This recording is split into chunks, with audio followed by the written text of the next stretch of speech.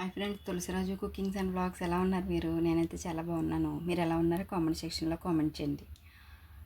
ఇదైతే పన్నీరు కర్రీ. పన్నీర్ ఒకటే, ఇంకేమి లేవు ఇందులోకి. పన్నీర్ కర్రీ అయితే చేస్తుంది అనమాట. ఇంక ఫస్ట్ అయితే ఉల్లిపాయలు అయితే కొంచెం బ్రౌన్ కలర్ వచ్చేంత వరకు వేపాను. కొంచెం క్యాషూ నట్స్ వేసాను, ఒక 4-5. అవి కూడా వేగాక ఇవి రెండు మిక్సీ చేసుకోవాలన్నమాట. టమాటా కూడా వేయాలి, ఒక 2 టమాటాలు అయితే వేస్తాను. ఇంకా 2 టమాటాలు వేసి మిక్సీ అంటున్నానండి, పన్నీరు తురిమేసి అనమాట. తురిమేసి చేశాను.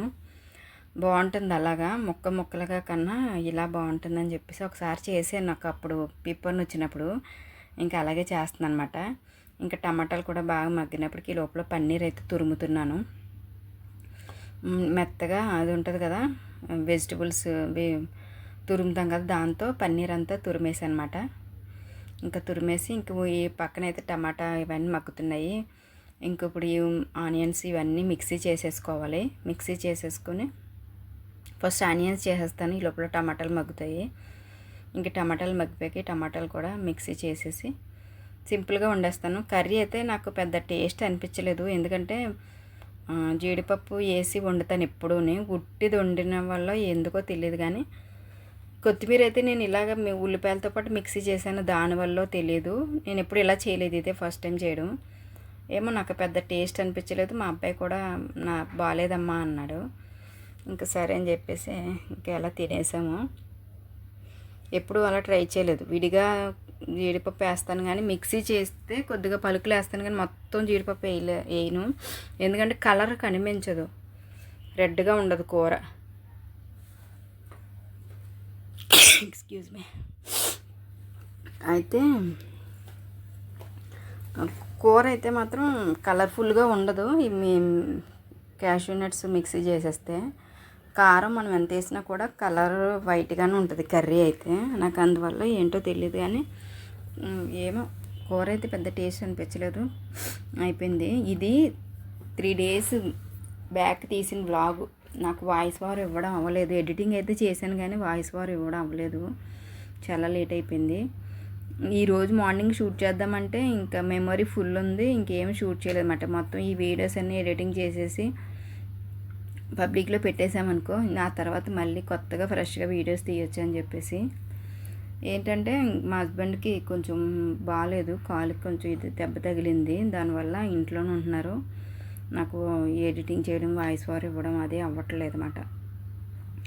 అందువల్ల ఇంకా వీడియోస్ ఉన్నాయి కానీ పెట్టాలి, అవన్నీ ఎడిటింగ్ చేసి వాయిస్ ఓవర్ ఇచ్చి పెట్టాలి. ఇంకైనా మెమరీ కూడా ఫుల్ అయిపోయింది, అందువల్ల ఈరోజు వీడియో తీయలేదు అన్నమాట. ఇంకైతే ఉల్లిపాయలు ఇవన్నీ బాగా మగ్గిపోయినాయి. ఇది కొంచెం ఉడకాలి, కొద్దిగా ఉడికాక కూర కట్టేస్తామనిపించుకున్నప్పుడు అప్పుడు పన్నీర్ వేసుకోవాలన్నమాట.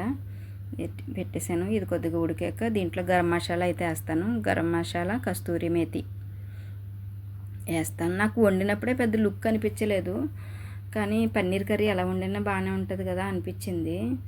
ఎందుకో తెలియదు, కానీ నాకు ఈసారి అసలు బాగా కుదరలేదు. మళ్ళీ పన్నీర్ తెప్పించాను, మళ్ళీ వండుతాను.